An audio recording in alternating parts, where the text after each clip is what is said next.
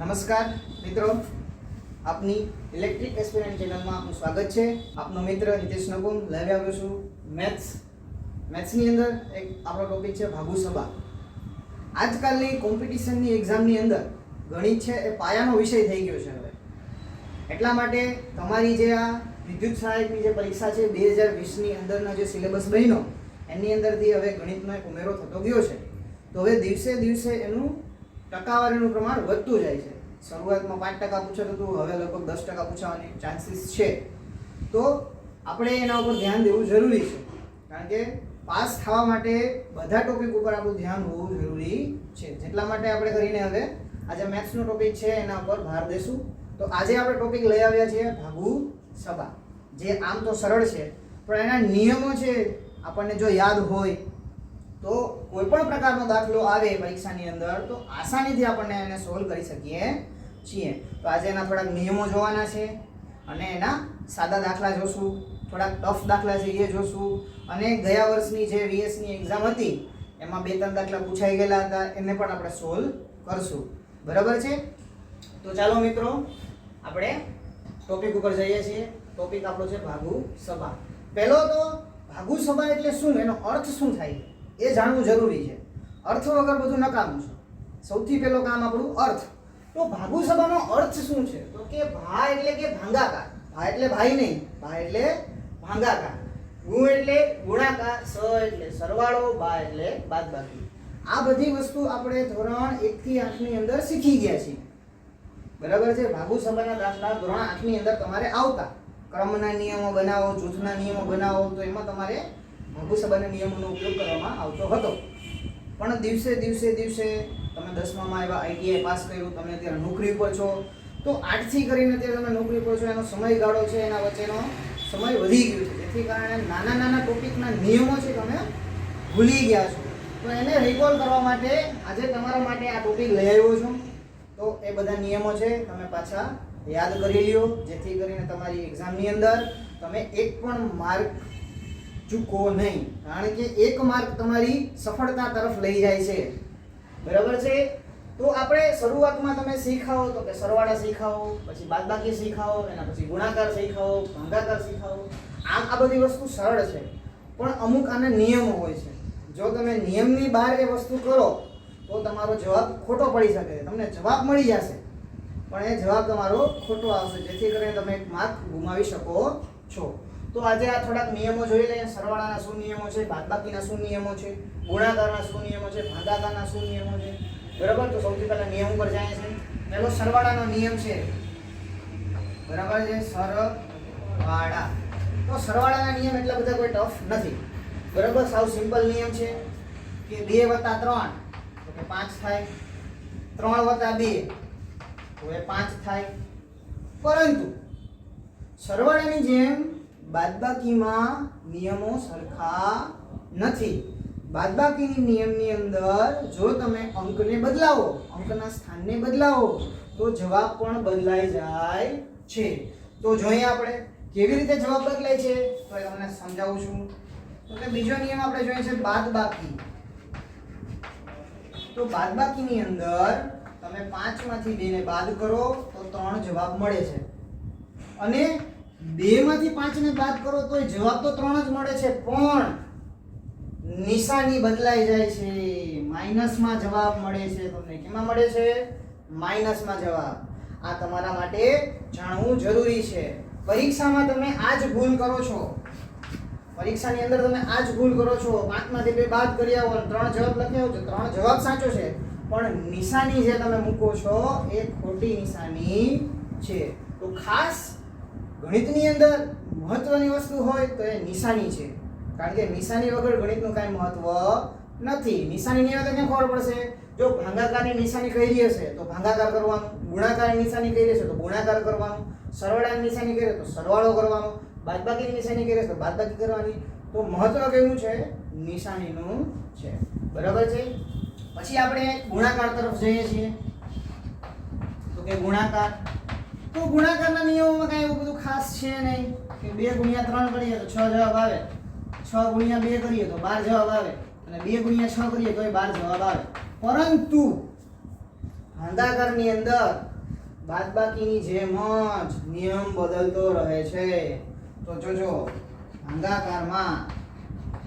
ભાગાકાર જોઈએ આપણે તો કે 4/2 જવાબ શું મળશે?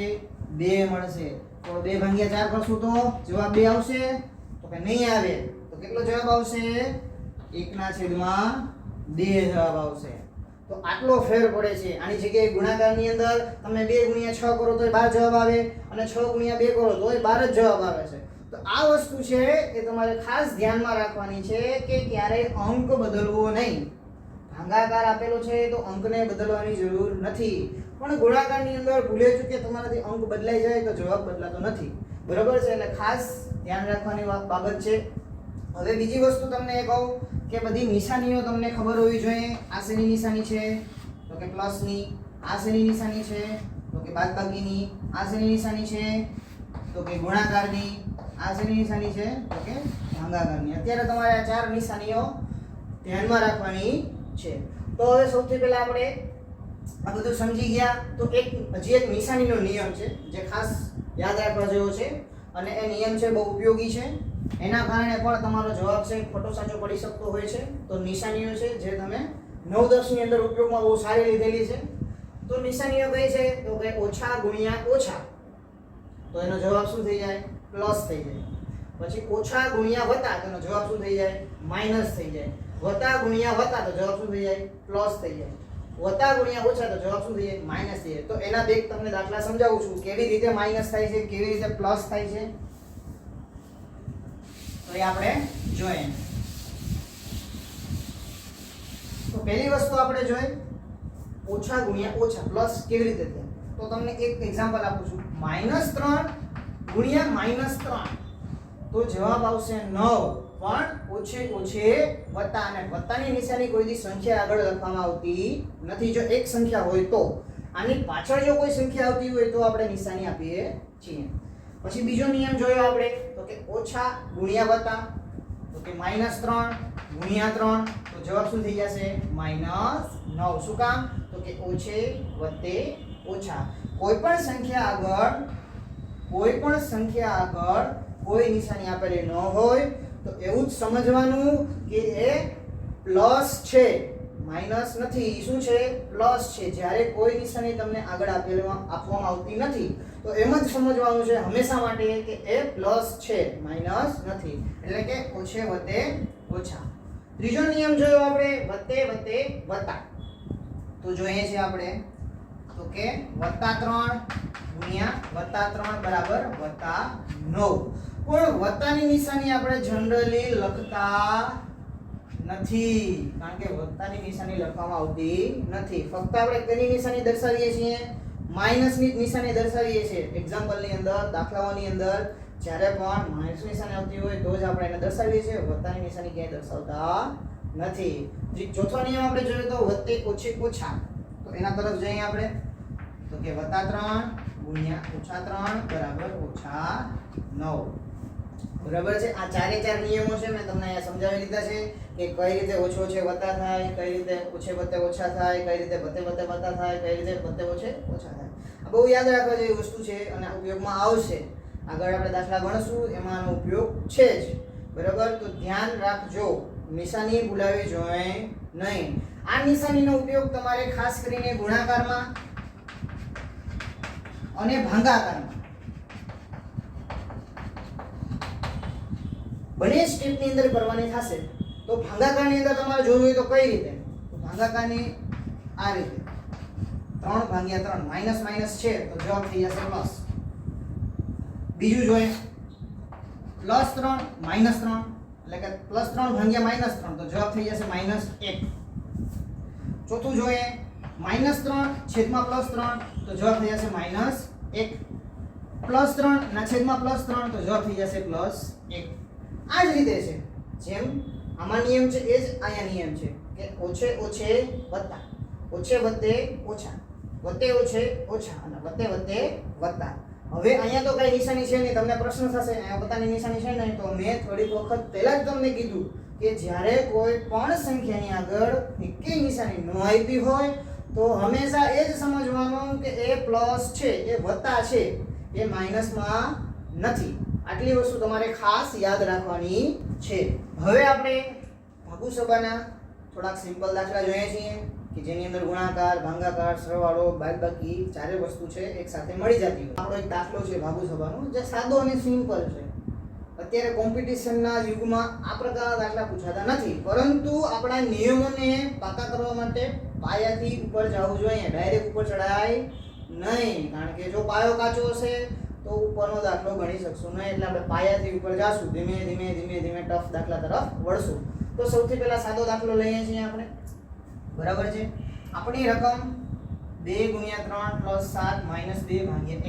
હવે નિયમ આપણો શું છે આની અંદર? તો કે ભાગુસભા. ભાગુસભા. બરાબર છે. નિયમની અંદર સૌથી પહેલા શું આવે છે? તો કે ભાગાકાર. રકમમાં ભાગાકાર ગોતો. રકમમાં ભાગાકાર ક્યાં મળે છે જોવા? તો કે અહીંયા જોવા મળે છે. તો સૌથી પહેલા આપણે એ સ્ટેપનું સોલ્યુશન કરવું પડે, એનો જવાબ આપણે મેળવવો પડે. તો એનો જવાબ આપણે ગોતીએ છીએ. તો કે 2 × 3 + 7 માઈનસ ને એમને સોલ્યુશન આપણે કેનું કરવાનું છે? ફક્ત આનું જ કરવાનું છે. બાકી બધું એમને જ રાખવાનું છે. બાકી બધા એમાં કાંઈ ફેરફાર કરવાનો નથી. તો કે 2 / 1. તો 2 / 1 આપણે કઈ રીતે લખીએ છીએ? તો આ રીતે લખીએ 2 / 1. તો આનો જવાબ શું આવે? 2 જ જવાબ આવશે. એટલે 2 ના 2 લખી નાખીએ છીએ આપણે. ઓકે. હવે ભાગાકારનું કામ પતી ગયું. એના પછી કોનો વારો છે? તો કે ગુણાકારનો. ગુણાકાર ક્યાં છે? તો કે અહીંયા. ચાલો ગુણાકાર અહીંયા છે. ગુણાકારને સોલ્વ કરીએ છીએ. ગુણાકારને સોલ્વ કરતા આપણને જવાબ અહીંયા મળે છે 2 તેરીને 6. બાકીની બધી વસ્તુ એમ નેમ, કોઈ પણ ચેન્જીસ નહીં. ચાલો ગુણાકારનું કામ પતી ગયું. એના પછીના નિયમમાં શું આવે છે? તો કે સરવાળો. સરવાળો ક્યાં જોવા મળે છે? તો કે અહીંયા. સરવાળો કરી નાખો. તો કે 6 અને 7 નો સરવાળો શું થશે? તો કે 13 માઈનસ ના માઈનસ 2 ના 2 બાકી બધું એમ નેમ. હવે છેલ્લે વધ્યું શું? બાદબાકી. આપણો છેલ્લો નિયમ પણ બાદબાકી છે. ચાલો હવે બાદબાકી કરી નાખીએ. તો 13 માંથી 2 જશે તો 11. આપણો જવાબ. આ સિમ્પલ દાખલો છે, આમાં આટલી વાર લાગવી જોઈએ નહીં. સોલ્વ થઈ જવો જોઈએ. કેવી રીતે ડાયરેક્ટ સોલ્વ કરવો હોય તો રકમમાં તો કે 2 / 1 એટલે કે 2 ભાગાકાર થઈ ગયો. હવે ગુણાકાર ક્યાં છે? તો કે અહીંયા 2 તેરી 6. ગુણાકાર થઈ ગયો. સરવાળો ક્યાં છે? તો કે અહીંયા 13. આ માઈનસ નિશાની છે. 13 માંથી 2 જાય તો 11. ડાયરેક્ટ જવાબ આવી જવો જોઈએ. ધીમે ધીમે ધીમે આ સ્ટેપ તમારું વધશે. અત્યારે તમને એમ થશે કે આ થોડું જલ્દી કેમ કરી નાખ્યું સાહેબ?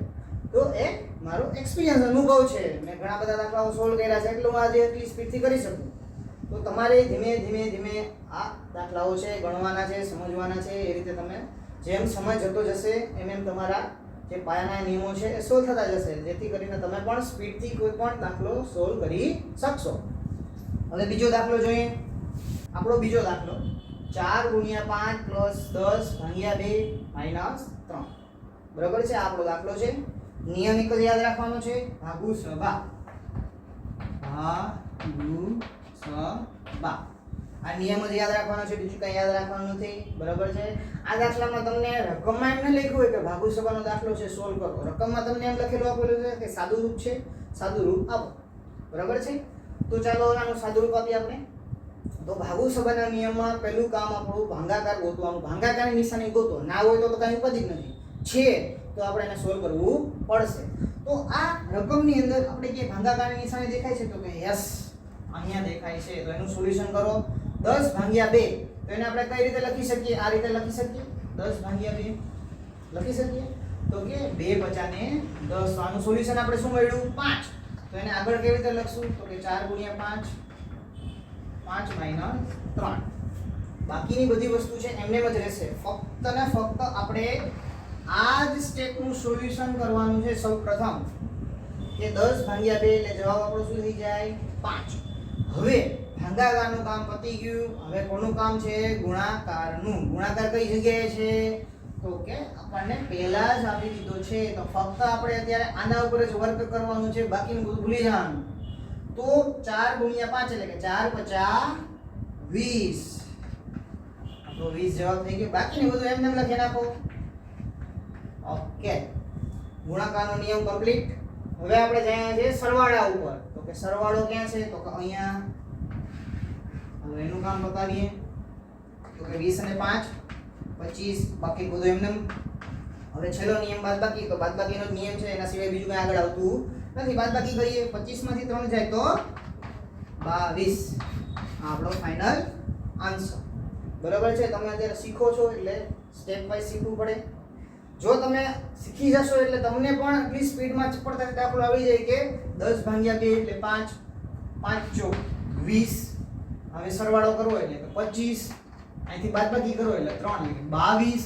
તો તમને ડાયરેક્ટ જવાબ આવી જશે. પણ ક્યારે આવડશે? જ્યારે તમે આ બેઝિક દાખલાઓ છે, પાયાના દાખલાઓ છે, સોલ્વ કરશો ત્યારે. ત્યાં સુધી આ બેઝિક લેવલ તમારું અપગ્રેડ થશે નહીં. બરાબર છે? આ બીજો દાખલો આપણે સાદો જોયો છે. બરાબર છે? ચાલો હવે આગળ જોઈએ.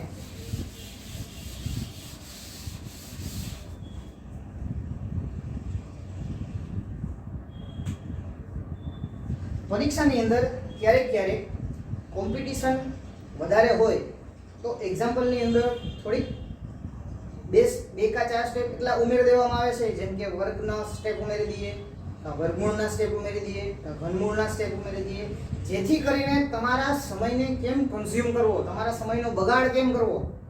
પરીક્ષાવાળા તમારી પરીક્ષા લેતા હોય તો પેપર એ એવી રીતે કાઢે કે તમારા સમયનો બગાડ થવો જોઈએ. કારણ કે એને એવા કેન્ડિડેટ જોઈએ છે કે જે ટૂંકા સમયની અંદર જવાબ આપે. જેની પાસે પાયાના નિયમો નહીં હોય, બેઝિક લેવલ નહીં જાણતો હોય, એ ટૂંક સમયમાં જવાબ આપી શકશે નહીં. એને ઘણો સમય લાગશે, એક સ્ટેપ કરશે પછી એને જવાબ મળશે. તો જે પરીક્ષા કાઢે છે, તમારા પેપર બનાવે છે, તો એ પેપર બનાવવાવાળાના મગજમાં એક જ વસ્તુ હોય છે કે સામેવાળાના નિયમ પેપર છે એનો ટાઈમ આપણે કઈ રીતે બગાડવો. તો ટાઈમ બગાડવા માટે અમુક એવા દાખલાઓ પણ પૂછી લે છે કે જે તમારા ટાઈમને બગાડે છે. તો એમાં ટાઈમ બગડતો, ખરેખર ટાઈમ બગડતો નથી. જો તમારી પાસે સૂઝ હોય, ધીરજ હોય, તમે ધ્યાનથી દાખલાને જુઓ તો જરાય પણ ટાઈમ બગડતો નથી. બરાબર છે? ઘણી વખત દાખલા જોઈને તમે કન્ફ્યુઝનમાં આવી જાઓ છો. તો કન્ફ્યુઝનમાં આવવાની કાંઈ જરૂર હોતી નથી. બસ નવો દાખલો એક આવ્યો છે, વર્ગ અને ઘન વાળો. તો વર્ગ અને ઘન વાળો દાખલો જોઈ તમારે કન્ફ્યુઝનમાં જવાનું નથી. કન્ફ્યુઝન કોઈ લેવાનું નથી, ટાઈમ બગાડવાનો નથી, ખોટો 5 મિનિટ વિચારવાનું નથી. ફક્ત ને ફક્ત આપણે આનું સાદુરૂપ આપી દેવાનું છે પહેલા, પછી આપણે ભાગુ સભાના નિયમનો ઉપયોગ કરવાનો છે. ચાલો સૌથી પહેલા સાદુરૂપ આપી છે. તમે અગાઉ ધોરણમાં શીખી ગયા છો. વર્ગ એટલે 2 વખત ગુણાકાર, ઘન એટલે 3 વખત ગુણાકાર. એમ યાદ ન રાખવું હોય, જ્યારે પણ કોઈ સંખ્યા ઉપર જેટલી ઘાત આપી હોય એટલી વખત ગુણાકાર. અહીંયા કેટલી ઘાત આપી છે? તો કે 2, તો 2 વખત ગુણાકાર. અહીંયા કેટલી આપી છે? તો કે 3, તો એનો 3 વખત ગુણાકાર. આ બધી વસ્તુ તમે ધોરણ 7 ની અંદર ઘાત અને ઘાતાંકના ચેપ્ટરમાં શીખી ગયા છો, પણ એને ઘણો સમય થઈ ગયો છે એટલે હવે તમને યાદ હોય નહીં. તો કાંઈ વાંધો નહીં, આજે તમે સમજી લેજો કે કોઈ પણ સંખ્યાની ઉપર જેટલી ઘાત લખેલી હોય એટલી વખત એનો ગુણાકાર કરવાનો થાય. અહીંયા 2 ઘાત લખી છે એટલે 2 વખત, 3 ઘાત લખી છે એટલે 3 વખત. બાકીનું જે કઈ સ્ટેપ છે એ એમને રાખવાનું છે, કોઈ ચેન્જીસ નથી.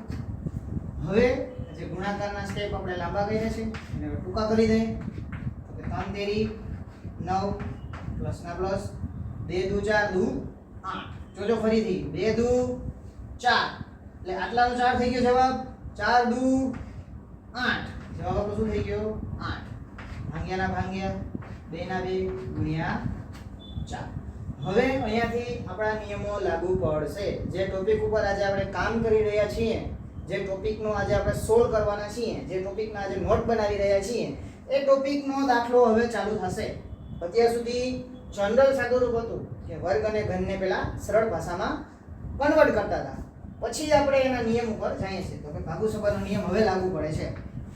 તો ભાગુ સભાના નિયમમાં સૌથી પહેલા શું આવે છે? ભાગાકાર. ભાગાકારનો આપણે સોલ્યુશન કરીએ. ભાગાકારનું સોલ્યુશન કરીએ 8 ભાગ્યા 2 એટલે 8 ભાગ્યા 2 એટલે જવાબ શું થઈ જાય? 4. કઈ રીતે થશે? તો અહીંયા જોજો 8 ભાગ્યા 2 એટલે આ રીતે લખાય. સોલ્યુશન ના આવડતું હોય તો જો તમને ડીપમાં સોલ્યુશન શીખવાડું છું કે 8 ભાગ્યા 2 નો જવાબ 4 કઈ રીતે આવે. તો છેદ ઉડાડતા તમને આવડતો હોય તો 8 છે એ 4 દુ 8 થાય, તો 2 2 ઉડી જાય તો ઉપર કેટલા વધ્યા? ફક્ત 4. તો આપણો જવાબ શું આવ્યો? 4 ગુણ્યા 4 ના 4. હવે ભાગાકારનું કામ પતી ગયું. હવે કોનું કામ આવ્યું? ગુણાકારનું. ગુણાકારનું કામ લઈએ હવે 9 ના 9 પ્લસ ના પ્લસ. ગુણાકારનું કામ કરવાનું છે તો ગુણાકાર ઉપર વર્ગ કરીએ છીએ તો ચોકે ચોકે 16. હવે ગુણાકારનું કામ પતી ગયું. એના પછી કોનો વારો આવે? તો કે સરવાળાનો. તો 16 અને 9 25. સરવાળાનું કામ પતી ગયું. હવે તમને અચરજ થશે આમાં તો બાદબાકી છે ને, તો ભાગુ સભાનો નિયમ કેમ રીતે કહેવાય? તો એ કઈ ટેન્શન લેવાનું નથી, એ આપણું કામ નથી. જો બાદબાકીનો આપ્યું હોય તો બાદબાકીનો નિયમ લાગુ પાડવાનો, ન આપ્યું હોય તો નહીં પાડવાનો. જેટલું ઓછું એટલું સારું. બરાબર છે? તો આ રીતે આ પ્રકારના દાખલા છે. વર્ગ હોય, ઘન હોય કે 4 ઘાત હોય કે 5 ઘાત હોય, જેટલી ઘાત હોય એટલાનું સૌથી પહેલા સાદુરૂપ આપી દેવાનું, પછી તમારે તમારા નિયમને ઉપયોગમાં લેવાના થશે. બરાબર છે? તો ધ્યાનથી દાખલો જોઈ લો. રેડી? ઓકે. એના પછી નવો દાખલો. હવે દાખલામાં થોડા ચેન્જીસ લઈ આવીએ છીએ. થોડા હવે ટફ દાખલા ઉપર જઈએ છીએ. તો કે ટફ એટલે કેવી રીતે? તો છે તો ભાગુ સભાના દાખલા, પરંતુ એની અંદર હવે નવું એક વસ્તુ ઉમેરીએ છીએ, છે કાઉન્સ. બરાબર છે? કાઉન્સ છે એ 4 પ્રકારના આવે છે. કેટલા પ્રકારના? 4. 1 2 3 અને 4. સૌથી પહેલો કાઉન્સ આવશે આ લીટી. લીટી નથી, આને રેખા કાઉન્સ કહેવાય. શું કહેવાય? રેખા કાઉન્સ. બરાબર છે? એના પછી આવશે નાનકડો કાઉન્સ, નાનો. એના પછી આવશે છગડીયો, અને એના પછી આવશે મોટો કાઉન્સ. તો આ જ સ્ટેપની અંદર કાઉન્સનું સાદુરૂપ આપવાનું છે. બરાબર છે? જ્યારે પણ તમને કાઉન્સ વાળા ભાગુ સભાના દાખલા આપ્યા હોય તો સૌપ્રથમ તમારે કાઉન્સને સોલ્વ કરવાના, ત્યાર પછી એના બહારના દાખલાને સોલ્વ કરવાનો. ત્યાં સુધી બહારના દાખલાને કાંઈ કરવાનું નહીં. એકે પ્રકારની નિશાનીમાં છેડછાણી કરવાની નહીં.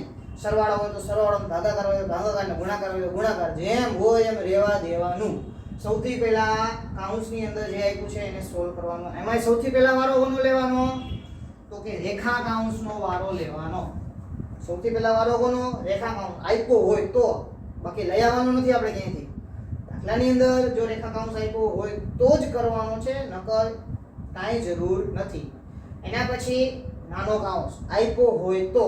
પણ જનરલી તમને બધાય દાખલાની અંદર નાનો કાઉન્સ આપ્યો હશે જો કાઉન્સ વાળા દાખલા પૂછાશે તો. નાનો કાઉન્સ પહેલા, એના પછી છગડીયો કાઉન્સ, અને એના પછી મોટો કાઉન્સ. બરાબર છે? તો આ સ્ટેપની અંદર તમારે દાખલાને સોલ્વ કરવાનો છે. સૌથી પહેલા મોટો કાઉન્સ સોલ્વ કરી લેવાનો નથી, નકર દાખલો તમારો ખોટો પડશે. બરાબર છે? તો એવું નથી કરવાનું કે છગડીયો કાઉન્સ પહેલા સોલ્વ કરીએ, પછી મોટો કરીએ, પછી નાનો કરીએ, તો એ ચાલે નહીં. એટલે નિયમ ખાસ ધ્યાન રાખવાના છે. આજના આ ટોપિકમાં આપણે નિયમ જ સમજવાના છે. દાખલા તો કાંઈ જરૂર છે નહીં. દાખલા કોઈની સમજવાના જ ન હોય. દાખલાના નિયમ સમજવાના હોય. કારણ કે એક જ નિયમ હોય અને હજારો દાખલા હોય. બરાબર છે? નિયમ એક હોય અને એ નિયમના હજારો દાખલા હોય. એટલે નિયમ સમજવાનો છે. દાખલાને સમજવાની કોઈ જરૂર હોતી નથી. દાખલા તો એ જ હોય, 2 ગુણ્યા 4 હોય તો બીજામાં 4 ગુણ્યા 8 હોય. ખાસ નિયમ ધ્યાન રાખજો. કાઉન્સના નિયમો છે. બરાબર છે? પેલા રેખા કાઉન્સ, નાનો કાઉન્સ, છગડીયો કાઉન્સ અને મોટો કાઉન્સ.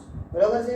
તો હવે આપણે એના થોડાક દાખલાઓ જોઈએ છીએ, જેથી કરીને તમારું જે આ બેઝ લેવલ છે કાઉન્સનું એ થોડું અપગ્રેડ થાય. કાઉન્સના દાખલાઓનો એક એક્ઝામ્પલ આપણે લઈએ છીએ, એક દાખલો લઈએ છીએ જેની અંદર કાઉન્સ આપેલા છે. તો ધ્યાનથી જોજો દાખલો કઈ રીતે હું સોલ્વ કરું છું. સૌથી પહેલા તો ધ્યાન આપવું જરૂરી છે. કોઈ પણ વસ્તુ તમે શીખો તો પહેલું કામ આપણું ધ્યાન હોવું જોઈએ, પછી કામ સમજવાનું હોવું જોઈએ, અને પછી કામ મગજમાં ઉતરવાનું હોવું જોઈએ. ધ્યાન હશે તો સમજશો, ને સમજશો તો મગજમાં ઉતરશે. બરાબર? તો પહેલું કામ અહીંયા ધ્યાન આપવાનું છે. બરાબર છે? મોબાઈલ ચાલુ રાખીને ક્યાંય ભૂલી જવાનું નથી. બરાબર છે? તો ચાલો કાઉન્સના દાખલા સોલ્વ કરીએ છીએ. પરીક્ષાની અંદર આ પ્રકારના દાખલા વધારે પૂછાય છે, એટલે આમાં ધ્યાન આપજો. ઓકે. તો કાઉન્સો આપેલા છે આપણને. કેટલા પ્રકારના કાઉન્સ આપેલા છે? તો કે નાનો, છગડીયો અને મોટો. ક્યાંય રેખા કાઉન્સ આપ્યું છે? તો કે નથી આપ્યું. તો આપણે કાંઈ ટેન્શન લેવાનું નથી. આ ત્રણ જ કાઉન્સ આપણે પહેલા સોલ્વ કરવાના છે. હવે પહેલા મેં તમને કીધું હતું કે સૌથી પહેલા રેખા કાઉન્સ, તો એ આપણે આપ્યું નથી એટલે એનું કાંઈ ટેન્શન નથી લેવાનું. એના પછી આપણે લીધું નાનો કાઉન્સ. તો નાનો કાઉન્સ ક્યાં છે ગોતવાનું રકમની અંદર? તો કે અહીંયા છે. ચાલો તો હવે પહેલા એનું સોલ્યુશન આપવાનું છે. તો એનું સોલ્યુશનમાં શું છે અંદર? તો એની ઈ કાઉન્સની અંદર ભાગુ સબાનો નિયમ પહેલા લાગુ પડશે. કાઉન્સના દાખલા અઘરા હોય છે. એનું કારણ શું હોય છે કે દરેક કાઉન્સની અંદર દરેક કાઉન્સમાં અલગ અલગ ભાગુ સબાનો નિયમ લાગુ પડે. આખા દાખલામાં તો લાગુ પડે જ છે, કાઉન્સની અંદર પણ અલગથી લાગુ પડે.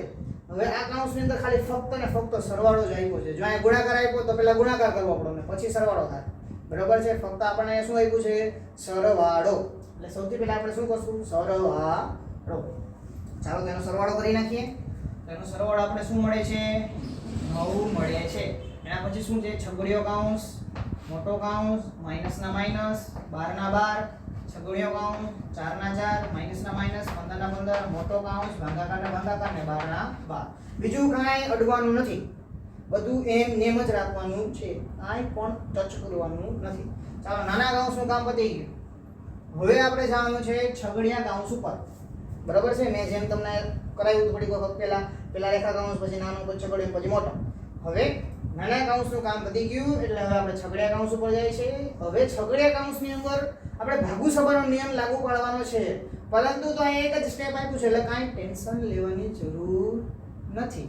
જો અહીંયા ગુણાકાર આપ્યો, ભાગાકાર આપ્યો, સરવાળો આપ્યો, તો અહીંયા અંદર ભાગુ સબાનો નિયમ લાગુ પાડવો પડે તો એ થોડોક ટફ થઈ જાય. પણ હવે અહીંયા આપણે એક જ સ્ટેપ આપ્યું છે એટલે કાંઈ ટેન્શન નથી. તો કેનું સ્ટેપ આપ્યું છે? તો કે બાદબાકીનું. 12 માંથી 9 જશે તો 3 વધશે. બરાબર છે? આપણો 3 જવાબ મળે છે. ઓકે, છગડીયો કાઉન્સ કમ્પ્લીટ. પણ એક વસ્તુ ખાસ ધ્યાન રાખવાની છે કે કાઉન્સની આગળ જ્યારે કોઈ સંખ્યા આપી હોય અને અહીંયા વચ્ચે કોઈ નિશાની આપી ના હોય તો અહીંયા ગુણાકારની નિશાની હશે. એ પછી ગમે એ કાઉન્સ હોય, છગડીયો કાઉન્સ હોય, નાનો કાઉન્સ હોય કે મોટો કાઉન્સ હોય, જ્યારે પણ કોઈ પણ પ્રકારનો કાઉન્સ આપેલો હોય, છગડીયો હોય, નાનો હોય કે મોટો હોય, એ કાઉન્સની અંદર કોઈ સંખ્યા આપેલી હોય તો એ કાઉન્સ અને સંખ્યા વચ્ચે કેની નિશાની હશે? તો કે ગુણાકારની નિશાની હશે. બરાબર છે? એટલે ગુણાકારની નિશાની આપણે લઈએ છીએ. આ 4 ના 4 એમને એમ. વધ્યું શું છે અહીંયા? મોટો કાઉન્સ. અહીંયા શું વધ્યું છે? તો -15 અને કાઉન્સ ભાગ્યા 12. ઓકે, આટલું કામ પતી ગયું. હવે વારો આપણો મોટા કાઉન્સનો આવ્યો છે. મોટા કાઉન્સનું આપણે હવે સોલ્યુશન આપવાનું છે. તો મોટા કાઉન્સની અંદર અહીંયા બે વસ્તુ આપેલી છે. મેં થોડીક વખત પહેલા તમને જ કીધું હતું કે કાઉન્સની અંદર પણ ભાગુ સબાનો નિયમ લાગુ પડશે. ખાલી દાખલા ઉપર જ નહીં, દરેક કાઉન્સની અંદર ભાગુ સબાનો નિયમ લાગુ પડે છે. પણ આપણે પહેલા બે કાઉન્સ જોયા, નાનો કાઉન્સ અને છગડો કાઉન્સ, એમાં એક જ સ્ટેપ આપેલું હતું એટલે કે અહીંયા આપણે ભાગુ સબાના નિયમનો કંઈ ઉપયોગ થતો નહોતો. પણ અહીંયા આપણે કેટલા સ્ટેપ આપેલા છે? તો કે 2, એક બાદબાકીનું, એક ગુણાકાર. તો ભાગુ સબાના નિયમમાં સૌથી પહેલા ગુણાકાર આવે, એના પછી બાદબાકી આવશે. તો સૌથી પહેલા આપણે શું કરવાનું થશે? ગુણાકાર. તો સૌથી પહેલા આપણે આનો ગુણાકાર કરશું. આનો ગુણાકાર આપણને શું મળે છે? તો કે 4 તેરી 12, માઈનસના માઈનસ, 15 ના 15, કાઉન્સ હજી એમને જ રહેશે. આપણે હજી એક જ સ્ટેપ પૂરું કર્યું છે. જ્યારે આ બે સ્ટેપ પૂરા થાય તો અહીંયા કાઉન્સ ખુલે, ત્યાં સુધી ખુલે નહીં. હવે બીજું સ્ટેપ આપણું શું છે? બાદબાકી. 15 માંથી 12 જશે તો 3. તો એની પહેલા આપણે જે વસ્તુ છે એમને લખી નાખીએ. 15 માંથી 12 જાય તો 3. હવે અહીંયા એક જ સ્ટેપ વધ્યું છે એટલે કાંઈ ટેન્શન લેવાની જરૂર નથી. કયું સ્ટેપ વધ્યું છે? તો કે ભાગાકારનું. ઇન કેસ આ 12 ની આગળ +4 આપ્યા હોત તો બે સ્ટેપ થઈ જાય. તો સૌથી પહેલું સ્ટેપ શું કરવાનું થાય? ભાગાકાર જ થાય. કારણ કે આપણે ભાગુ સબાનો દાખલો ગણીએ છીએ. બરાબર છે? તો 12 ભાગ્યા 3 કેવી રીતે કરશો? તો કે 12 ના છેદમાં 3. 3 ચોક 12. 3 ઉડી ગયા. જવાબ આપણો શું આવ્યો? 4. આપણો ફાઇનલ જવાબ છે. તો આ ટાઈપના દાખલાઓ છે તમારો પરીક્ષાની અંદર પૂછાય છે. થોડા ટફ હોય છે કારણ કે કાઉન્સ આપેલા છે એટલા માટે. ઘણી વખત છોકરાઓ શું કરતા હોય છે? તો કે 15 માંથી 4 બાદ કરે એટલે 11 જવાબ આવી જાય. બરોબર છે. પછી આનો સરવાળો કરે ને આ બાદબાકી કરે, પછી 11 ગુણ્યા 3 આવ્યો એટલે 33 જવાબ આવે. હવે 12 ભાગ્યા 33 તો કદી થવાના નથી, એટલે ભાઈ છે અહીંયા દાખલો બંધ કરી દે. અહીંયા દાખલો બંધ કરે એટલે એનો 1 માર્ક ગયો. આ 1 માર્ક કેટલા રૂપિયાનો છે ખબર તમને? 226 રૂપિયાનો માર્ક છે આ. કારણ કે તમારી VS ની જે એક્ઝામ છે, વિદ્યુત સહાયકની એક્ઝામ, જ્યાં સુધી મને ખ્યાલ છે ત્યાં સુધી તમને 17-18 હજાર સેલેરી ઉપર ડાયરેક્ટ પોસ્ટ કરવામાં આવે છે. તો 17-18 હજારની પોસ્ટિંગ ઉપર જ્યારે 75 દાખલા તમારી પરીક્ષામાં પૂછાતા હોય તો એક દાખલો મારા ખ્યાલ પ્રમાણે 200 થી 250 ની આડેગાળેનો એક દાખલો હોય છે. જો આ એક દાખલો તમારો કટ થાય તો તમારા સીધા ને સીધા 200 થી 250 રૂપિયા કટ થઈ જાય. બરોબર છે? તો ખાસ ધ્યાન રાખવાની જરૂર છે. બરોબર છે? આપણે સરકારી નોકરી જોઈએ છે કેના માટે? તો કે શાંતિ અને પૈસા માટે. બાકી કામ તો આપણે ગમે ત્યાં કરી શકવાના છીએ. બરોબર છે? તો દરેક દાખલાની અંદર ધ્યાન રાખવાનું છે ખાસ. બરોબર છે? પાયાના નિયમો હશે તો ધ્યાન રહેશે, પાયાના નિયમ વગર ધ્યાન નહીં રહે. બરોબર છે? એટલે બને તો 2 વખત વિડીયો જુઓ, 3 વખત જુઓ, 4 વખત જુઓ, જ્યાં સુધી સમજાય ને ત્યાં સુધી વિડીયો જુઓ. બરોબર છે? સમજાઈ જાય પછી જ આગળ વધો. ઓકે? તો આ દાખલો સમજાઈ ગયો છે એવું હું માનું છું. ઓકે? ત્યાર પછીનો દાખલો જોઈએ છે, કાઉન્સનો દાખલો છે. પણ આ દાખલાની અંદર ફક્ત ને ફક્ત એક જ કાઉન્સ આપેલો છે. પણ મેં તમને કીધું હતું ગયા દાખલાની અંદર કે કાઉન્સની અંદર ભાગુસભાનો નિયમ લાગુ પડે છે. તો એક જ કાઉન્સ આપ્યો છે પણ આ કાઉન્સની અંદર ભાગુસભા આપી દીધું છે. આ કાઉન્સની અંદર આપણે ભાગુસભા આપી દીધું છે કે સૌથી પહેલા આપણે ભાગાકાર કરવાનો થશે, પછી ગુણાકાર કરવાનો થશે, પછી બાદબાકી કરવાની થશે અને પછી સરવાળો કરવાનો થશે અને પછી આ 4 નો ગુણાકાર કરી શકશું. ત્યાં સુધી આ 4 નું કાંઈ થશે નહીં.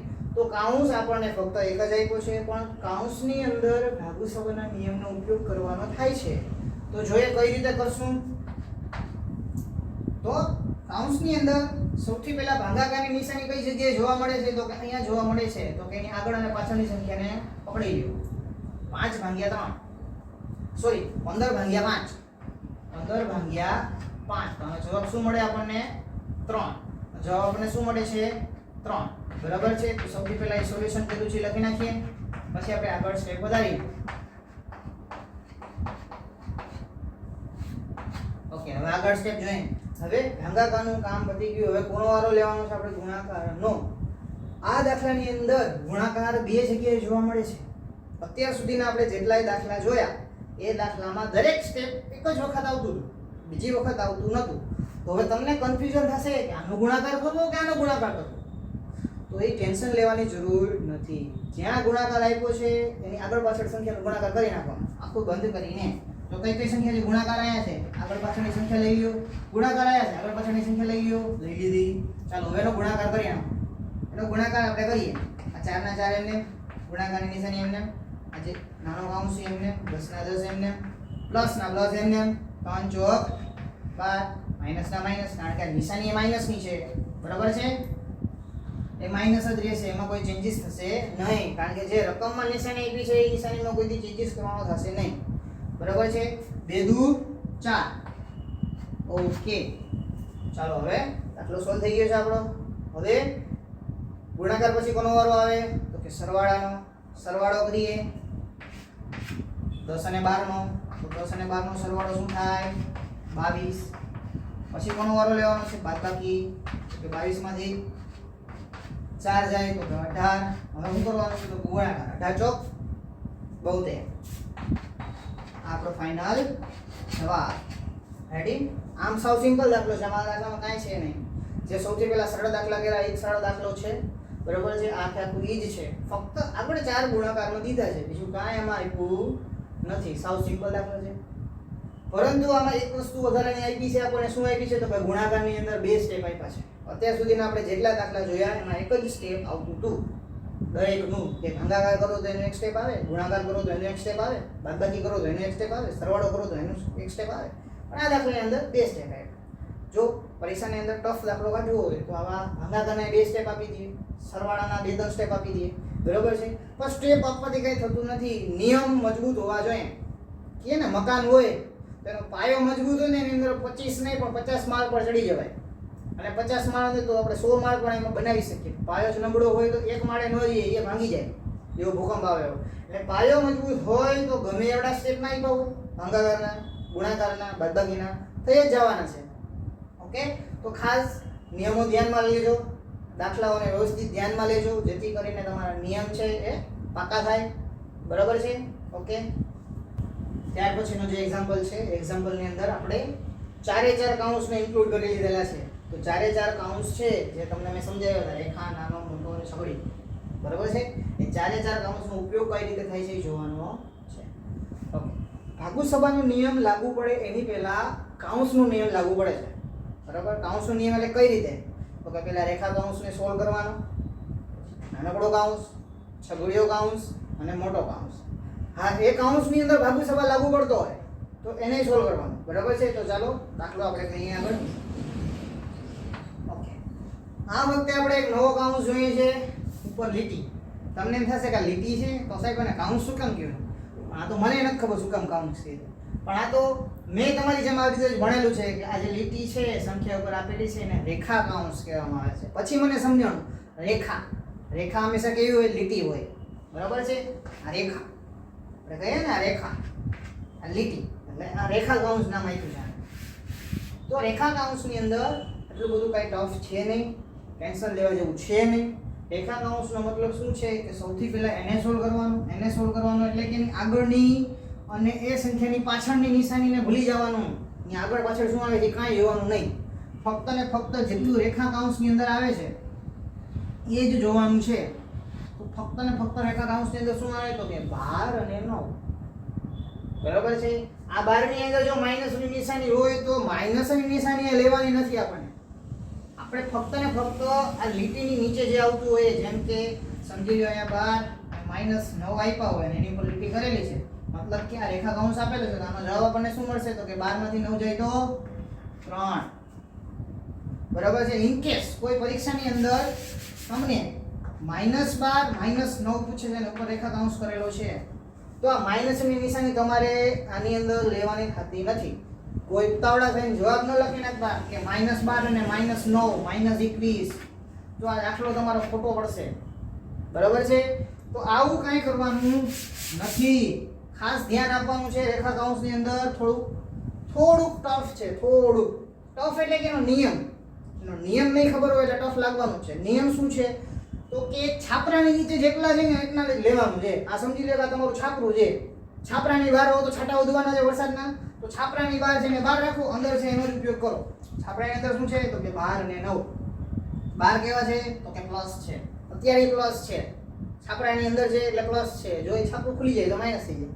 તો અત્યારે પ્લસ છે તો +12 માંથી 9 જશે તો 3 વધશે. ઓકે, એટલે આ રેખા કાઉન્સનું કામ પતી ગયું. હવે અહીં આગળ શેની નિશાની છે? માઈનસની, તો માઈનસ નિશાની લઈ દેવાની. ઓકે, તો આ રીતે તમારે સોલ્યુશન આપવાનું જ્યારે આવો પ્રશ્ન આવે ત્યારે. બરાબર છે? હાલ અત્યારે આપણે એવો પ્રશ્ન આવતો નથી. બરાબર? તો સોલ્યુશન કરીએ છીએ આપણે આનું. તો આનો જવાબ આપણને શું મળે છે? 3 મળે છે. આગળ કઈ નિશાની છે? તો કે કાંઈ નિશાની નથી, તો એમને ભાગાકારના ભાગાકાર, 15 ના 15, નાના કાઉન્સ નાનો કાઉન્સ, છગડીયો કાઉન્સ, મોટો કાઉન્સ -18, છગડીયો કાઉન્સ, નાનો કાઉન્સ 9, મોટો કાઉન્સ 6. બરાબર છે? હવે નાના કાઉન્સ ઉપર જશું. નિયમ આપણો ખબર જ છે, યાદ રાખવાનો છે. રેખા કાઉન્સ, નાનો કાઉન્સ, છગડીયો કાઉન્સ, મોટો કાઉન્સ. રેખા કાઉન્સ પતી ગયો. હવે નાનો કાઉન્સ. નાના કાઉન્સની અંદર એક જ સ્ટેપ છે, તો ભાગુસભાનો નિયમ લાગુ પડશે નહીં. જો અહીંયા 2 અથવા 2 થી વધારે સ્ટેપ આપે તો જ આપણે ભાગુસભાનો નિયમ લાગુ પાડવાનો છે. અહીંયા એક જ સ્ટેપ આપ્યું છે 15/3. 15/3 એટલે કઈ રીતે? તો કે આ રીતે 15/3 એટલે કે 3 × 5 = 15. તો આનું સોલ્યુશન આપણે શું મળે છે? 5. બરાબર છે? એનું સોલ્યુશન આપણે 5 મળ્યું. 5 ના 5 એટલે નાનો કાઉન્સ છે દૂર થઈ ગયો. હવે આવશે છગડીયો કાઉન્સ અને મોટો કાઉન્સ ખાલી. ઓકે, હવે વારો આપણે લેવાનો છે છગડીયા કાઉન્સનો. તો છગડીયા કાઉન્સની અંદર એક જ સ્ટેપ આપેલું છે. જો અહીંયા 2 સ્ટેપ આપ્યા હોત અથવા તો 2 થી વધારે આપ્યા હોત તો આપણે ભાગુસભાનો નિયમ છે લાગુ પાડવો પડે. બરાબર છે? તો કે સૌથી પહેલા ભાગાકાર, પછી ગુણાકાર, પછી સરળ, પછી ભાગાકાર. પણ આ સ્ટેપ જ એક આપ્યું છે, તો કાંઈ ટેન્શન લેવાની જરૂર નથી. ઓકે, તો 18 માંથી 5 જાય તો 13.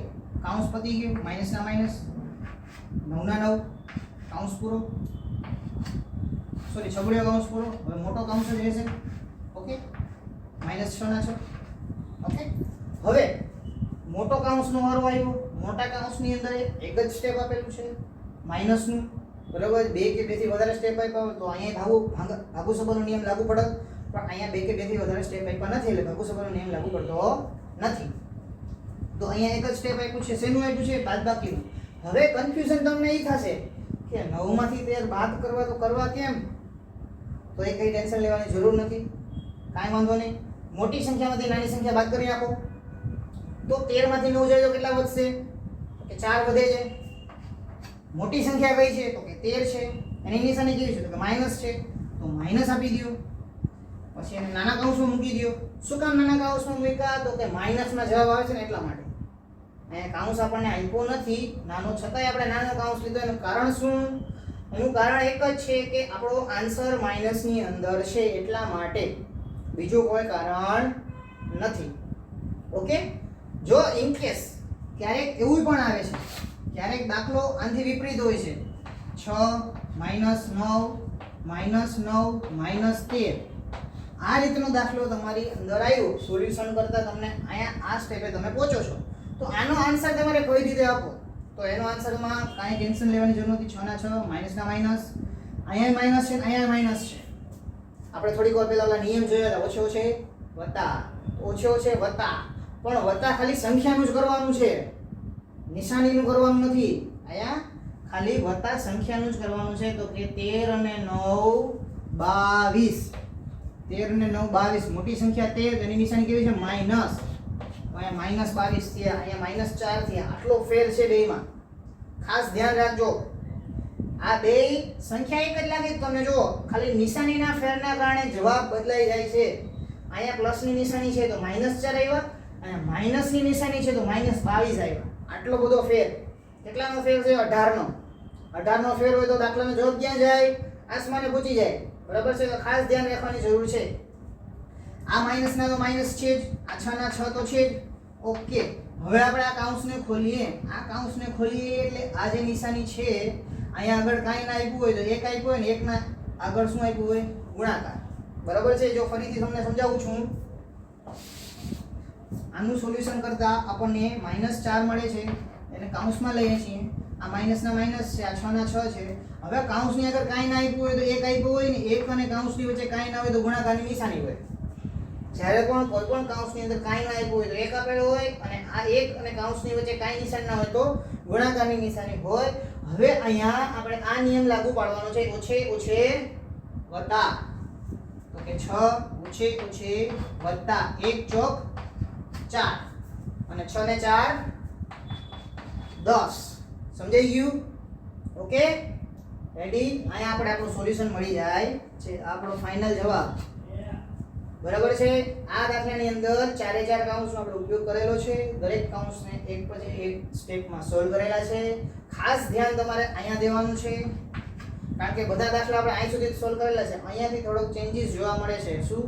તો કે નાની સંખ્યા પહેલા છે ને મોટી સંખ્યા પછી છે. પહેલા મોટી સંખ્યા હોત 13 માંથી 9 તો કાંઈ પદ જ નથી, પણ આ વખતે નાની સંખ્યા પહેલા આવી ને મોટી સંખ્યા પછી આવી, એટલે પાછું એ બાદબાકી આવી છે. સરવાળો હોત તો કાંઈ પદ જ ન હોય, પાછી એ બાદબાકી છે, એટલા માટે કન્ફ્યુઝન આપણું વધી જાય છે. તો કન્ફ્યુઝન કાંઈ વધવાની જરૂર છે ને. 9 માંથી 13 ન જાય તો કાંઈ નહીં, 13 માંથી 9 જવા દો 4, અને મોટું પદ કયું છે? તો કે માઇનસનું, એટલે માઇનસ નિશાની આપી દો. હવે આવો નવો દાખલો હોય પણ આ પ્લસની જગ્યાએ માઇનસનું હોય પર તો જવાબ બદલી જાય છે. બરાબર છે? એ ખાસ ધ્યાન રાખવાની જરૂર છે. ક્યારે ખબર પડે? જ્યારે નિયમ ખબર હોય ત્યારે. ત્યાં સુધી ખબર પડે નહીં. એટલે પેલી વસ્તુ શું? કોઈ પણ દાખલો ગણવાનો હોય તો નિયમ. બરાબર છે? જે આપણે શરૂઆતમાં શીખવાડેલા છે. બાદબાકીના શું નિયમ છે, સરવાળાના શું નિયમ છે, ભાગાકારના શું નિયમ છે, ગુણાકારના શું નિયમ છે. ખાસ કરીને સરવાળા અને ગુણાકારમાં કંઈ ટેન્શન નથી હોતું. ટેન્શન કેમાં હોય છે? બાદબાકી અને ભાગાકારની અંદર. સંખ્યા બદલાય તો જવાબ બદલાય, ભાગાકાર અને બાદબાકીની અંદર. બરાબર છે? ખાસ ધ્યાન રાખજો. ઓકે. આના પછી આપણે 2 દાખલા લેવાના છે. એ ખાસ તમારી વીએસની એક્ઝામમાં પૂછાઈ ગયેલા છે. ધ્યાન આપજો. વીએસની 2020માં લેવાયેલી પરીક્ષામાં સૌપ્રથમ વખત પૂછાયેલા છે, અને ત્યારથી જ આ મેથ્સનો સિલેબસ તમારે ત્યાં એડ કરવામાં આવેલો છે.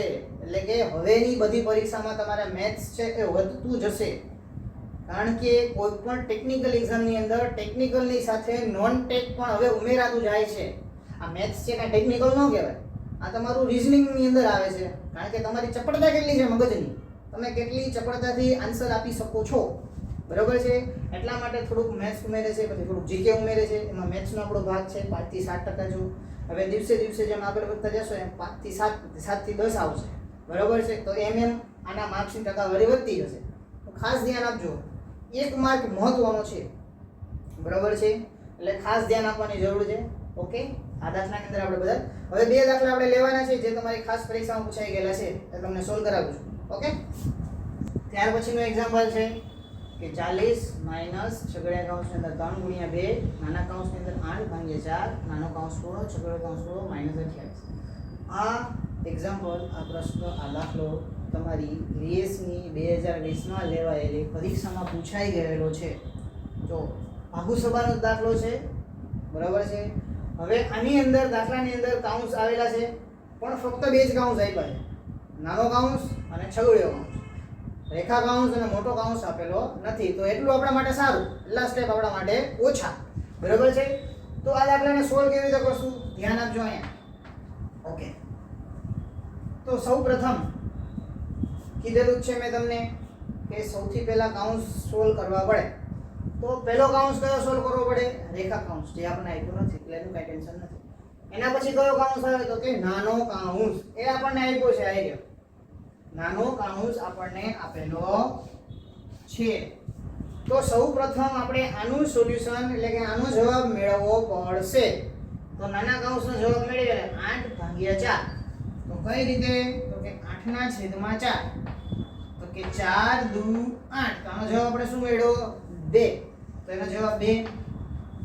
હવે મેં આગળના દાખલામાં તમને કીધું હતું કે કૌંસની આગળ કોઈ સંખ્યા આપેલી હોય, એ સંખ્યા અને એ કૌંસની વચ્ચે કોઈ નિશાની ન હોય તો અહીંયા શેની નિશાની હોય, ગુણાકારની નિશાની હોય.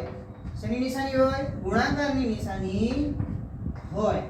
ખાસ ધ્યાન રાખવાની છે, ક્યારેક ક્યારેક કન્ફ્યુઝનમાં તમે વયા જાઓ છો તો જવાનું નથી. ઓકે, ચાલો હવે અહીંયા ધ્યાન. નાનો કૌંસ છે, આપણે સંપૂર્ણ એનું કામ કરી નાખ્યું છે. ત્યાર પછી કૌંસ અને સંખ્યા વચ્ચે નિશાની નથી, નિશાની મૂકી દીધી છે. હવે વારો આપણે લેવાનો છે છગડીયા કૌંસનો. છગડીયા કૌંસની અંદર ફક્ત એક જ સ્ટેપ છે, પણ એક સ્ટેપ 2 વખત છે. ગુણાકારનું એક સ્ટેપ છે, પણ ગુણાકાર 2 વખત છે. તો ગુણાકારની અંદર તમે આનો ગુણાકાર પહેલા કરો કે આનો ગુણાકાર પહેલા કરો, એનાથી કોઈ ફેર પડતો નથી.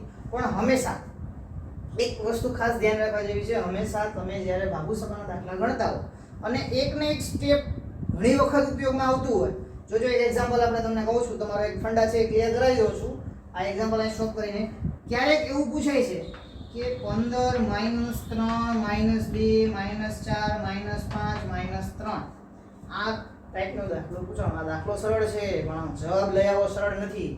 શું કામ સરળ નથી, તો કે ક્યારેક બાળક મિત્રો ભૂલ શું કરે છે, પહેલા આને સોલ્વ કરે, પછી આને સોલ્વ કરે, પછી આને સોલ્વ કરે અને પછી આને સોલ્વ કરે. તો જવાબ ખોટો પડે. કઈ રીતે, તો કે 5 માં 3 જાય તો 2, 4 માંથી 2 જાય તો 2, અને 2 માંથી 2 જાય તો 0, અને 0 માંથી 3 જાય તો 3, 15 માંથી 3 જાય તો 12. આ જવાબ આપણા માટે ખોટો છે. કોઈથી જમણી બાજુથી ડાબી બાજુ જવાનું નથી. જ્યારે એક જ નિશાની આવતી હોય, એક જ સ્ટેપ તમને જોવા મળતું હોય માઇનસ માઇનસ માઇનસ માઇનસ, ત્યારે તમારે ડાબી તરફથી જમણી તરફ આગળ વધવાનું છે. ખાસ ધ્યાન રાખવાનું છે. આ દાખલો તમને લાગે આ તો સહેલો છે, હમણાં કરી નાખું, પણ થઈ જાય એમાં નો ડાઉટ, જવાબ મળી જાય નો ડાઉટ. પણ જવાબ સાચો ન મળે તો સાચો જવાબ લેવા માટે આપણે શું કરવું પડશે, આનો નિયમ યાદ રાખવો પડશે. મહત્વની વસ્તુ શું છે, નિયમ.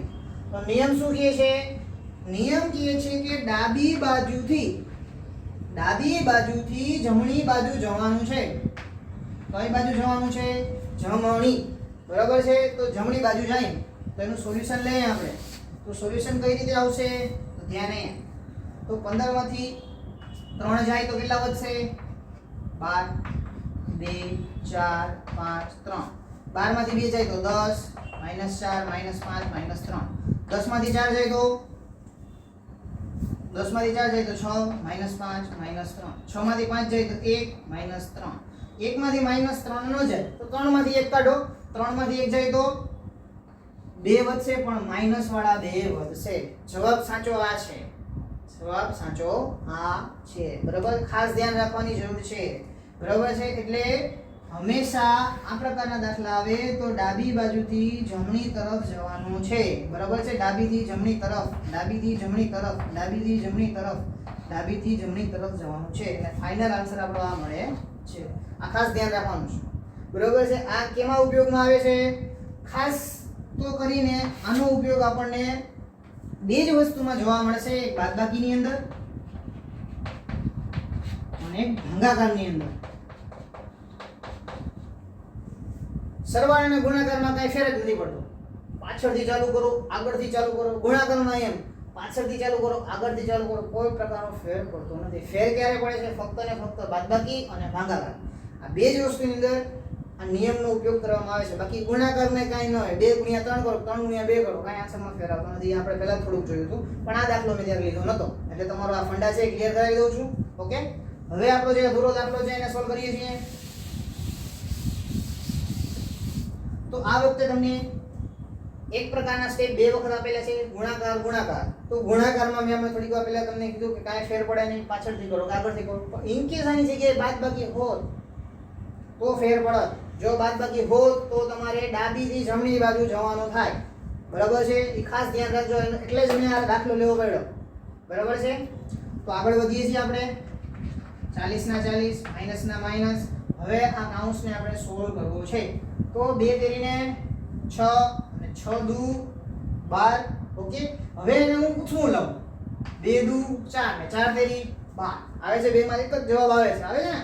ઓકે, તો જવાબ શું મળે છે આપણને? 12. માઈનસ ના માઈનસ 28. હવે મેં તમને થોડીક વાર પહેલા કરાવ્યો ને 4 સ્ટેપ હતા, આમાં 2 સ્ટેપ છે. શું છે? 2 સ્ટેપ માઈનસ વાળા.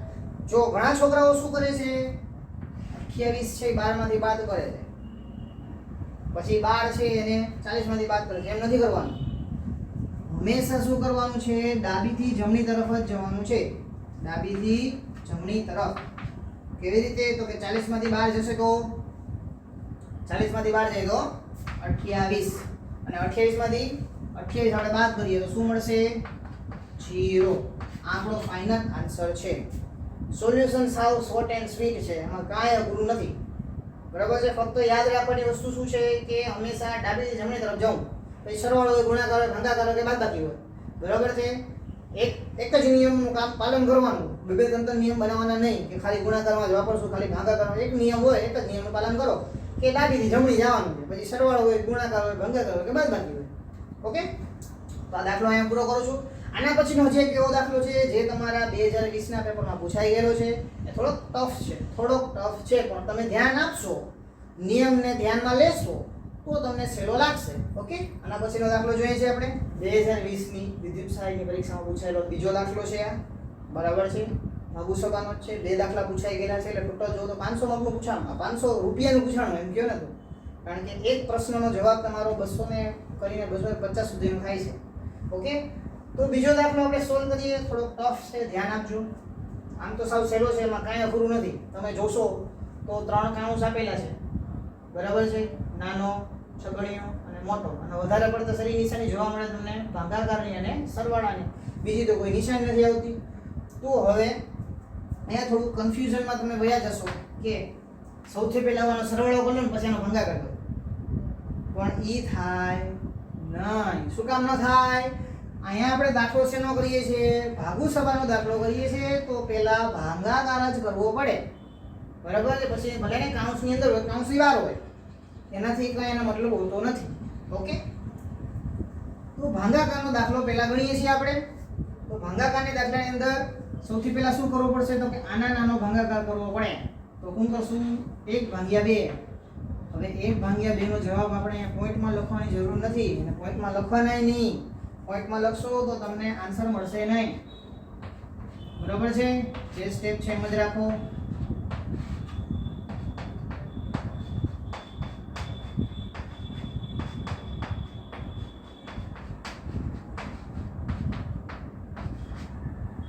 બરાબર છે. ભાગાકારમાં ફેરવી નાખ્યા. ઓકે, હવે તમે નાના ધોરણમાં શીખી ગયા છો કે છેદ સરખો કરવા માટે, આ બેનો છેદ સરખો કરવા માટે શું કરવું પડે? ચોકડી ગુણાકાર કરવા પડે, એટલે કે જેની નીચે કઈ સંખ્યા નથી આપી તો એની સામેવાળાની સંખ્યા જે છેદમાં આપેલી છે એ ઉપર ગુણાવી પડે. તો કેવી રીતે ગુણાવશું? 2 તેરી 2 એકુ 2, 2 એકુ 2, 2 એકુ 2, અહીંયા શેની નિશાની છે? પ્લસની. તો 2 એકુ 2 અને 1 કેટલા થઈ જશે? 3. 2 એકુ 2 પ્લસ 1 એટલે 2 એકુ 2 અને 1 3. 2 એકુ 2 અને 1 એટલે કેટલા થશે? 2 ને 1 3 ના છેદમાં 2. તો હું તમને ડાયરેક્ટ અહીંયા જવાબ જ લખી આપું છું 3 ના છેદમાં 2. એટલે આપણો નાનો કાઉન્સ છે એ કમ્પ્લીટલી પૂરો થઈ જાય છે. હવે એની આગળ શેની નિશાની છે? ભાગાકારની નિશાની છે. 1 ના 1, 1 ના 1, 1 ના 1, ભાગાકારનો છગડીયો કાઉન્સ, મોટો કાઉન્સ, ભાગાકાર 1 પ્લસ 1 છગડીયો કાઉન્સ પૂરો. હવે ઉતાવળ કરવાની નથી. ઉતાવળથી આપણે 1 અને 2, 1 અને 2 કરી નાખવાના નથી. બરોબર છે? સૌથી પહેલા કાઉન્સ વાઇઝ જ જવાનું છે. જે કાઉન્સ તમને આપ્યા છે એ કાઉન્સનો ઉપયોગ કરતો જવાનો છે અને આગળ વધવાનું છે. બરોબર? હવે છગડીયો કાઉન્સ પહોંચી ગયા તો એવું નહીં કે 1 અને 2 કરી નાખો, સરવાળો થશે નહીં. સૌથી પહેલા શું કરવું પડશે? ભાગાકાર. બરોબર છે? હવે અહીંયા એક ટ્વિસ્ટ આવે છે. શું ટ્વિસ્ટ આવશે? તો કે 3 ભાગ્યા 2 કરીએ તો 1.5 થાય. 1.5 ભાગ્યા, હવે 1.5 અહીંયા જવાબ આવી ગયો. 1 ભાગ્યા 1.5 કરીએ તો કાંઈ જવાબ અલગ જ આવે. તો આપણે એવું કાંઈ કરવાનું નથી. ટ્વિસ્ટમાં શું કરશું? તો કે ટ્વિસ્ટની અંદર આ ભાગાકારની જે નિશાની છે એને આપણે બદલાવી નાખશું. કેમાં? ગુણાકારની અંદર. કેમાં બદલાવશું? ગુણાકારની અંદર બદલાવશું. તો આ 2 છે ઉપર જતા રહેશે, આ 3 છે નીચે આવી જશે. બરાબર છે? જ્યારે કોઈ વસ્તુને ભાગાકારમાં તમે ગુણાકારમાં લઈ જાઓ તો એને અંશ છે એ છેદમાં વયો જશે અને છેદ છે એ અંશમાં જતો રહેશે. ઓકે? 1 ના 1 એમને, પ્લસ ના પ્લસ એમને, છગડીયો કાઉન્સ છે હજી એમને જ રાખો, મોટો કાઉન્સ એમને રાખો, 1 પ્લસ 1 કાઉન્સ. ઓકે, હવે આનું આપણે સોલ્યુશન કરી શકીએ છીએ. કઈ રીતે? તો કે ગુણાકારમાં છેદમાં કાંઈ ન હોય તો 1 તો હશે, તો ઉપર ઉપરનો ગુણાકાર, નીચે નીચેનો ગુણાકાર. 1 દુ દુ, 1 તેરી 3 પ્લસ 1 ના 1. ઓકે?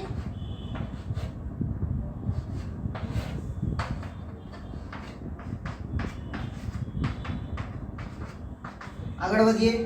પાછું ઉપર જે સ્ટેપ કર્યું એવું જ સ્ટેપ પાછું અહીંયા આવ્યું. 2 પ્લસ 1 3 કર્યા હતા આપણે, એ જ સ્ટેપ અહીંયા આવ્યું. 3 પ્લસ 2 એટલે કે 5. 5 ના છેદમાં 3. રેડી? એટલે આ કાઉન્સ છે છૂટો થઈ ગયો. હવે મોટો કાઉન્સ જ રહ્યો.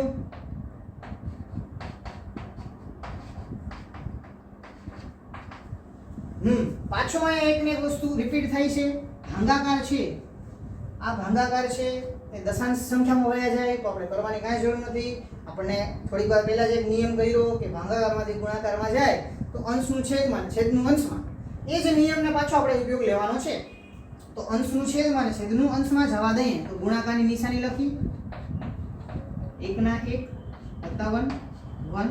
મોટો કાઉન્સ હજી એમને જ રહેશે કારણ કે જેનું સોલ્યુશન થયું નથી આપણાથી, કન્ટિન્યુ છે સોલ્યુશન. હવે છેદમાં અહીંયા કાંઈ નહીં હોય તો 1 તો હશે જ. બરાબર છે? કોઈ પણ સંખ્યાની છેદમાં કાંઈ ના હોય તો 1 હોય. હવે ઉપર ઉપરનો ગુણાકાર, નીચે નીચેનો ગુણાકાર. ઉપર ઉપરનો ગુણાકાર કરીએ 1 ના 1, 3 એકુ 3, 5 એકુ 5. હવે આ સ્ટેપ છે થોડુંક તમને સામે લઈ જાઉં છું, બોર્ડ પૂરો થઈ ગયો છે એટલે. તો હવે આ સોલ્યુશન આપણે અહીંયા છે લાસ્ટમાં એક સોલ્યુશન મળ્યું 3/5 પ્લસ 1. હવે થોડીક વખત પહેલા જ આપણે એક સ્ટેપ કર્યું હતું કે 3 એકુ 3 ને 2 5. એવું જ સ્ટેપ પાછો અહીંયા કરવાનું છે 5 એકુ 5 અને 3 8. બરાબર છે? 5 એકુ 5 અને 3 8. તો જોઈએ 5 એકુ 5 અને 3 8 એના છેદમાં 5. રેડી? આ કાઉન્સ છે, કાઉન્સ આપણે હવે છૂટો પાડી દઈએ છીએ. શું કરીએ છીએ? છૂટો પાડી દઈએ છીએ કારણ કે સ્ટેપ બધા પૂરા થઈ ગયા. છૂટો પાડી દીધો કાઉન્સ. તો ફાઇનલ આપણે લાસ્ટ સ્ટેપ શું મળ્યું તો કે 8/8/5. હજી 8/5 કરો તો જવાબ તમારો દશાંશમાં મળે. આપણે એવું કરવાનું નથી. શું કરશું તો કે ભાગાકારને આપણે કેમાં ફેરવશું? ગુણાકારની અંદર. ભાગાકારને આપણે કેમાં ફેરવશું? ગુણાકારની અંદર. ગુણાકારની અંદર ફેરવીએ એટલે છેદ છે ઉપર વયો જાય, અંશ છે નીચે આવી જાય. ઓકે, આના છેદમાં કાંઈ ના હોય તો શું હોય? 1 જ હોય. હવે છેદ ઉડે છે. જુઓ ગુણાકારની નિશાની આવતા છેદ ઉડે છે. કયો કયો છેદ ઉડશે? 8 8 ઉડી જશે. તો વધ્યું શું? 5 ના છેદમાં 1. અને એકડો છે આપણે અંશમાં લખતા નથી, હોય છે ખરો પણ લખતા નથી. તો આપણો જવાબ પણ શું મળે છે? 5. બરાબર છે. આ ફાઇનલ આન્સર મળે છે. દાખલો થોડોક મોટો છે, લેન્ધી છે, પણ સિમ્પલ છે, સરળ છે ને સહેલો છે. બરાબર છે. સ્ટેપ થોડા વધારે હોવાને કારણે તમારો ટાઈમ છે કન્ઝ્યુમ થઈ જાય છે. અને આવા જ દાખલા તમારે પરીક્ષાની અંદર પૂછે છે. એનું કારણ શું? તો કે તમારો ટાઈમ કઈ રીતે કન્ઝ્યુમ કરાવવો હોય. પરીક્ષા જે લે છે એ પરીક્ષાના જે શિક્ષકો હોય છે, જે પેપર કાઢતા હોય છે, એ તમારે ટૂંકા ગાળાની અંદર તમે કઈ રીતે સોલ્વ કરી શકો. તો ટૂંકા ગાળાની અંદર તમે ક્યારે સોલ્વ કરી શકો? તો કે તમને નિયમો યાદ હોય, તમને ખબર હોવી જોઈએ કે અહીંયા ચોકડી ગુણાકાર થાય, આ ભાગાકાર છે તેનું ગુણાકારમાં રૂપાંતર થાય. તો અલગ નિયમ છે. ભાગુસભાના નિયમ નથી, પણ આ ભાગુસભાના દાખલાની અંદર બીજા 2-4 પ્રકારના નિયમ અમે એડ કરી દીધા. કારણ કે જે છોકરો હોશિયાર હશે એને જ ખબર હશે. અને નોકરી ઉપર એ લોકોને કેવા છોકરાઓ જોઈએ છે? તો કે હોશિયાર હોય, ટેલેન્ટેડ હોય એવા જેને જોઈએ છે. એવા ક્યારે મળે? તો કે થોડી કંઈક વધારે અપગ્રેડ કરતા જાય, દાખલામાં કંઈક ને કંઈક ઉમેરતા જાય, તો એને વધારે જે ટેલેન્ટેડ છોકરાઓ છે એ મળતા જાય છે. બરાબર. થોડીક વખત પહેલા આપણે જોયો તો એક દાખલો વર્ગવાળો અને ઘનવાળો. બરાબર છે. તો વર્ગ અને ઘન ક્યાંય ભાગુસભામાં કંઈ લખેલું નથી કે ભાગુસભાના નિયમમાં કે વર્ગ આવશે ઘન આવશે એવું કંઈ લખેલું હોતું નથી. પણ એ તમારું ટેલેન્ટ જોવા માટે એવા અમુક એક્ઝામ્પલો છે ઉમેરતા હોય છે. અને તમારો ટાઈમ કઈ રીતે કન્ઝ્યુમ કરવો એટલા માટેના હોય છે. પણ બધા સરળ હોય છે. આ દાખલો સાવ સહેલો જ છે, આમાં કાંઈ એટલી અઘરું છે નહીં. ફક્ત ધ્યાન આપવાનું છે. ચોકડી ગુણાકારના નિયમો છે એ યાદ રાખવાના છે. ભાગાકારમાંથી ગુણાકારમાં કઈ રીતે પરિવર્તન થાય છે, તો શું થાય? ભાગાકારમાંથી ગુણાકારમાં જાય તો ભાગાકારમાંથી ગુણાકારમાં જાય તો અંશ છે એ છેદમાં વયો જાય, છેદ છે એ અંશમાં આવતો રહે. એટલું જ ખ્યાલ રાખવાનું છે જેથી કરીને સોલ્યુશન આસાનીથી કરી શકીએ. બરાબર છે. અહીંયા એકને એક સ્ટેપ છે 3 વખત રિપીટ થયું છે. એકને એક સ્ટેપ 3 વખત રિપીટ થયું છે. બીજું કાંઈ કર્યું જ નથી આપણે. જો પહેલું સ્ટેપ અહીંયા હતું 1/2, એની સ્ટેપ પાછું અહીંયા થયું 1/3/2 ગુણાકાર કર્યું. અહીંયા આપણે ગુણાકાર કર્યું હતું, એનું સ્ટેપ અહીંયા રિપીટ થયું 1/5/3. એને ગુણાકારમાં ફેરવ્યું, એનું સ્ટેપ અહીંયા રિપીટ થયું 8/5. અને ગુણાકાર ફેરવ્યું તો 5/8 થઈ ગયું. એકને એક જ સ્ટેપ આપણે અહીંયા જોઈએ છે, વધારે કોઈ બીજા સ્ટેપ આવતા નથી. તો આ દાખલો છે એ તમારી 2020ની GS ની પરીક્ષામાં પૂછાઈ ગયેલો છે. બરાબર છે. ખાસ ધ્યાન રાખજો, આ પ્રકારના દાખલા પૂછાય છે. હવે દિવસો છે એ થોડા કપરા આવતા જાય. શું કામ? તો કે કોમ્પિટિશન વધી ગયું છે, બધાને સરકારી નોકરી જોઈએ છે. તો જેટલો વધારે ટેલેન્ટેડ હશે એનો વારો પહેલા આવશે. બરાબર છે. તો તમારે તમારા ટેલેન્ટને વધારવા માટે આ પ્રકારના દાખલા સોલ્વ કરવા જરૂરી છે. ઓકે. દાખલામાં કાંઈ પ્રોબ્લેમ હોય તો કોમેન્ટ કરજો, તમારા પ્રોબ્લેમને સોલ્વ કરશું અમે. ઓકે. અત્યાર સુધી આપણે જે કાંઈ પણ ભાગુસભાના દાખલા ગણ્યા, નિશાનીઓને ધ્યાનમાં લઈને દાખલા ગણ્યા, પછી કાઉન્સને ધ્યાનમાં લઈને દાખલા ગણ્યાઓ, આ બધા દાખલાઓ જે તમારી પરીક્ષામાં પૂછાઈ ગયેલા 2 દાખલા એ આપણે સોલ્વ કર્યા. તો આ બધા દાખલાઓના સોલ્વ કરીને આપણે એના નિયમો છે એને સમજ્યા.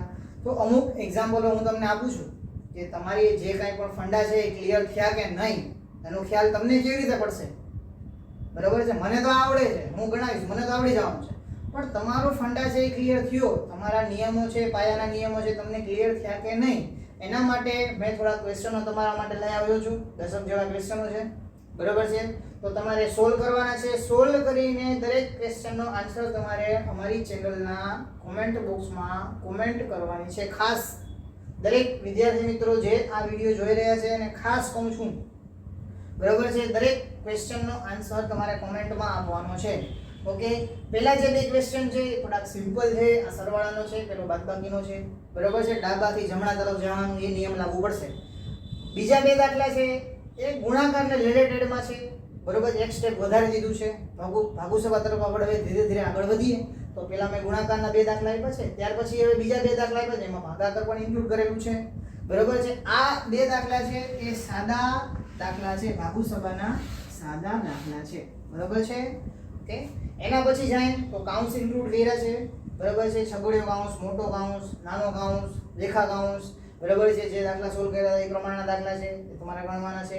એના પછી છે આપણે 2 દાખલા ઓલા જોયા હતા ઘાતવાળા. બરાબર છે. ક્યારેક શું છે કોમ્પિટિશન વધારે હોય તો આવી વસ્તુ છે એડ કરતા હોય છે. બરાબર છે. તો આ છે એ પ્રમાણનો દાખલો છે. છેલ્લો દાખલો થોડો ટફ છે, બરાબર છે. આની અંદર ભાગુસભાનો નિયમ કાઉન્સની અંદર પણ ભાગુસભા લાગુ પડે છે. તો કાઉન્સની અંદર ભાગુસભા લાગુ પડે છે. અહીંયા જોવો છો 2 વખત ગુણાકારના સ્ટેપ આવેલા છે, બરાબર છે. સોલ્વ કરવાના જ તમારે, બરાબર. તો 10 દાખલા હું તમને પ્રેક્ટિસ માટે આપું છું. ખાસ તમારે આની પ્રેક્ટિસ કરવાની છે અને તમે પ્રેક્ટિસ કરશો તો જ તમને કામ આવશે. તો તમારે આની પ્રેક્ટિસ કરવાની છે.